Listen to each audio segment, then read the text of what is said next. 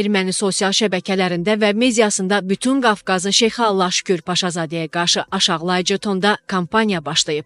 Yeni Sabah Azaxar istinadən məlumat verir ki, buna səbəb Qafqaz Müsəlmanları İdarəsinin Qazlar Şurasının qərarı ilə Bəxtiyar Nəcəfovun İrəvan qazısı təyin olunmasıdır. Erməni ekspertlər xüsusilə dini liderin belə bir qərarının müsəlman ölkələri arasında dəstəklənməsindən ciddi narahatlıq keçirirlər. Erməni ekspertlər xüsusilə dini liderin belə bir qərarının müsəlman ölkələri arasında dəstəklənməsindən ciddi narahatlıq keçirirlər. İranşünas Azərbaycana qarşı nifrəti ilə seçilən Vardan Voskanyan buna qarşı təbliğatında Qafqaz Müsəlmanları İdarəsinin rəhbəri Şeyxülislam Allah şükür Paşazadənin İran və ya İraqın nüfuzlu ayətullahları ilə qətiyyən müqayisə edilmədiyini iddia edib. İdarənin Stalinin yaratdığı antişiə struktur adlandıran Voskanyan Allah şükür Paşazadənin İrəvana qazı təyin etməsini qeyri-qanuni sayıb. Rusiya Ermənistanın daxili siyasi həyatına fəal maraq göstərməyə başlayıb. Ermənistanla iş üzrə yeni kurator Rusiya Prezident Administrasiyası rəhbərinin müavini Sergey Kiriyenko vəziyyətlə tanış olur. Bu haqda Hraparak yazıb. Erməni nəşri mövzunu inkişaf etdirərək qeyd edib. Bir neçə gün öncə Robert Koçaryan Moskvada olub. Son səfər 2 ay öncə olsa da o yenidən qısa müddətli səfərə gedib.